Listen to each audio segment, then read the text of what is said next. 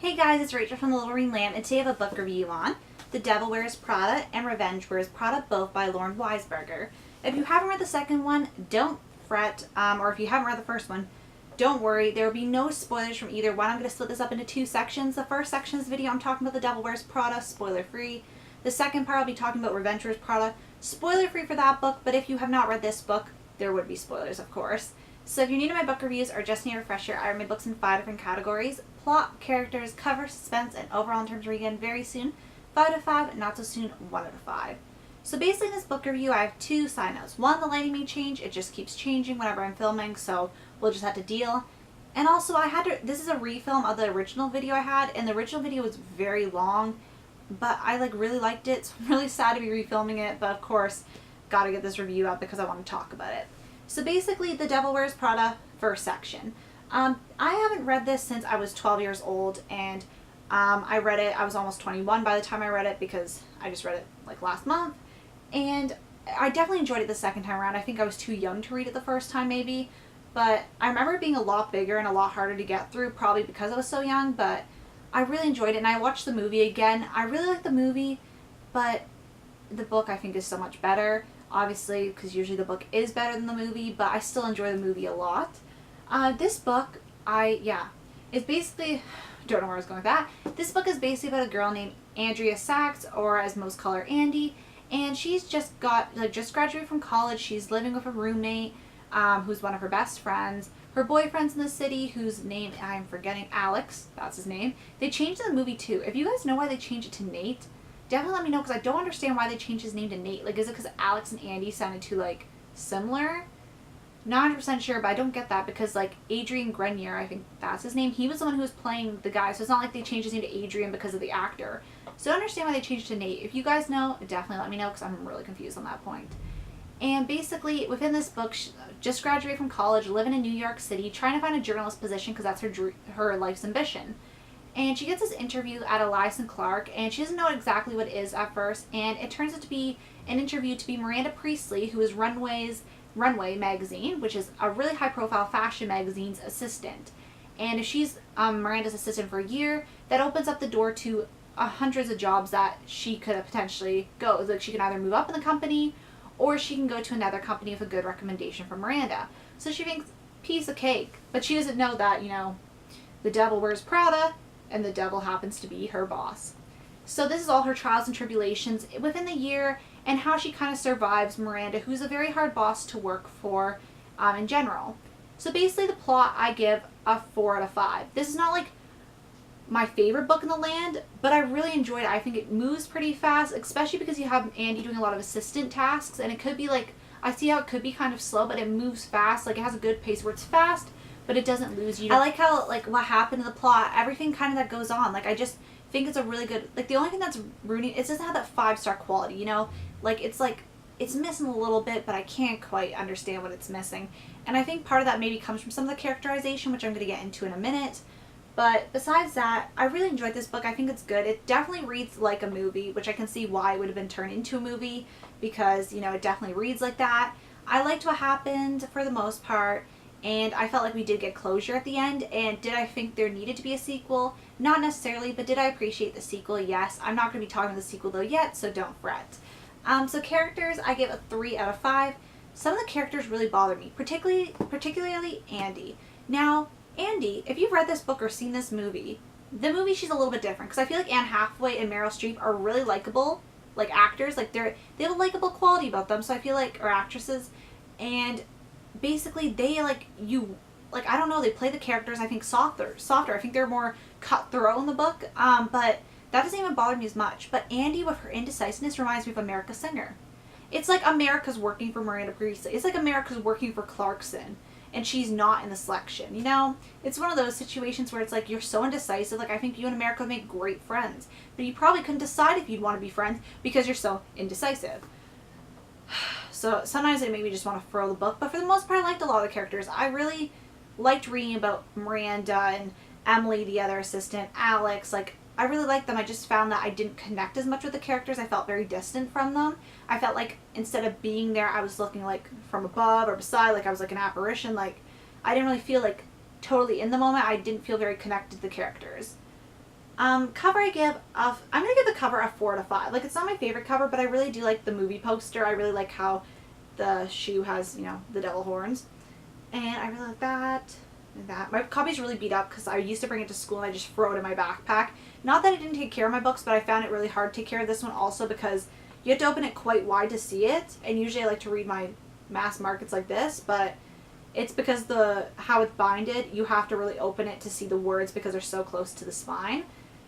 But I really like that, and they have the picture of Meryl Streep and Anne Hathaway in the back, and some, you know, critically acclaimed things. But I give it a 4 out of 5. Like, it's not my favorite cover, but I really like the movie cover a lot.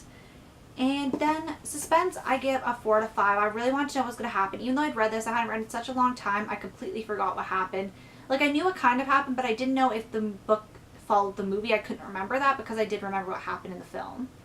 And overall, I give this book a 4 out of 5. I definitely read it again. It's not necessarily a light read. Like, it's a light read in a sense, but there is a lot of emotions that carry through. So it's definitely one that is kind of like, you know, has its ups and downs like a movie. So I can always obviously see why it would be made into a movie. Now, moving on to Revenge Wears Prada, there will be spoilers about this book. This book will be spoiler free, and we're going to go through the same old, you know, run around with this. So basically, I'm just looking at the inside of this because I don't want to spoil anything because I read this last and I kind of get confused with the synopsis of this. But basically, you know, decades passed, so, you know, 10 years ago, she quit the job a million girls would die for working for Miranda Priestley. And now Andy and Emily are working at their own magazine called The Plunge, and it's a wedding magazine, and Andy gets to write and travel, and Emily plans the parties and secures advertising. And Andy has met the love of her life, who happens to be Max Harrison, and he has a very prominent family. Their wedding happens within this book, and Annie Sachs is basically on the top of the world, but she finds a letter from her mother, well, her new mother-in-law, that kind of gives her some jitters on her wedding day. And then Andy realizes that nothing, not her husband nor her beloved career, is as it seems. She never suspected that her efforts to build a bright new life lead her back to the darkness that she barely escaped 10 years ago, and directly into the path of the devil herself. Now, my biggest quip with this book is that it's called Revenge Wears Prada, but Miranda's not very much in this book. I don't really see her conniving and, like, going behind Andy's back. Like, yeah, she did kind of destroy things, but the people in her life did too. Like, it's not just, sorry for that on the floor, for that noise, but it's not just Miranda causing revenge. Like, Miranda has inadvertently caused the snowball effect, but I think it's called, like, to get people to be like, oh, it's a sequel to Devil. I need to really take off this 40% off sticker. But basically, I feel like this title was for advertising. It was so everybody knew it was a sequel to Devil Wears Prada. I don't think it wears too heavy. I feel like this should have been called, like, you know, The Devil's Assistant Grows Up. I don't even know what title. I'm not going to work with a title because it's this title. But I feel like this was kind of false advertising in a sense. I don't want to say that because I do really enjoy this book and I'm not hating on it. I feel like the cover is kind of used to draw readers in rather than on its, like, series thing. Because I feel like people are like, ooh, she's going to be working again at, you know, for Miranda and stuff like that. But Miranda's not really a big part in this book. It's mostly Andy dealing with her life and some of the people around her making crappy decisions. I don't really think Miranda caused any revenge in this book. Miranda's just, you know, business savvy. So I don't really get that at the same time. I would have rather liked it to have a different cover, but title, but I feel like for the purpose of going along the series, it does make sense, but I feel like at the same time, like, it's just not very true to the book. But besides my quips with that, I really did enjoy this book. I actually give it a 3.5 out of 5. I think it's okay, but, like, I really like how you get wrapped up with all the characters. Like, we get her best friend, who's going through a rough part at the end of the first book, and we get an update even on Alex, Miranda, her twins, we get, who else? Emily, what's happened with her, Nigel, I think Nigel, sorry, I was trying to remember he was in the book, and I think a few other people, like her mom and dad, and her sister Jill, and her sister's husband, and that kind of thing. Like, we do get a lot of updates, which I really do appreciate, but I just feel like, I don't feel like it's like a 4-star yet, but I don't think it deserves the hate it gets, because it gets a lot of hate, I find, but I really like the update. If you guys don't need an update on the characters, then you probably don't have to read this, because this does have a lot of heartbreaking moments and stuff like that, but I really like an update. Like, even if it's nothing really that special, I just, like, I don't feel connected necessarily to these characters, but I really want to know where they're going, you know? It's kind of like when you watch a TV show, and you want to look at the Wikipedia page, like it's from a while ago, maybe the 90s, and you say, I want to look at the Wikipedia page and see where that person went. It may not be very exciting. It may be like, oh, you know, they just, you know, retired from acting and doing that, but you want to know, you know, you have the curiosity. Characters, you know, I give a 3 out of 5. Well, actually, I'm going to scratch it. I'm going to give it 3.5 out of 5 because I feel like I got more characterization in this book because it wasn't so plot heavy, like working for the devil. You gotta, like, you know, survive the year. It's more like focused on Andy and her relationships. I found it was stronger characterization. Was I completely connected to the characters again? No, but I felt more connected than the first book because this was more of a character. I give it the cover 3 out of 5. I think it's like, I don't know why there's these, it looks like a sheet kind of behind it because it does have some, like, you know, dimps in it. I like how the red, like, devil tail and the lettering's in silver. It just doesn't stand out too much. It's like an okay cover, and the inside's just white hardcover with red lettering on the spine. Suspense, I give it a, I'm going to say give this Suspense a 4.5. I read this all in one day because of the booktube-a-thon, but I really did enjoy this. I found the suspense was really heavy. You want to know what's going to happen because there was this big thing that was happening that was kind of causing some chaos in Andy's life, and you really want to know what that was, the resolution was going to be. Yet though this book has such heartbreaking moments, particularly, you know, near the ending, but I found, I'm not going to give this away, but like I found the ending very convenient. It was like a convenient ending. It was like kind of, I found the ending kind of settled Andy's character. Like it didn't really wow me. It was like, I'm going to go plan A. Like I was, you know, there. I was all the way there.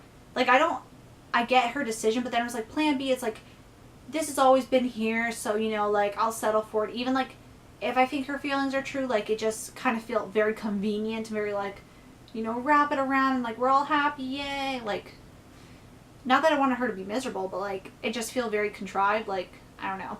And overall, I give this book a 4 out of 5. I definitely reread this again, just like the first one. When I reread the first one, I'll definitely give this another reread, and that's basically my feelings on The Devil Wears Prada by Lauren Weisberger. Definitely enjoy the series. Is it going to be, like, one of my favorites? No, but it's definitely really good, and it's definitely worth a read if you definitely like, you know, if you like the film, definitely give it a read. If you think the film, like, or this plot sounds interesting, I definitely give it a read because it's definitely worth that. And yeah, I'll see you guys later. Definitely let me know you guys thought of this, either the film, if you've seen it, or the books. Definitely let me know what you think, and I'll see you guys later. Bye.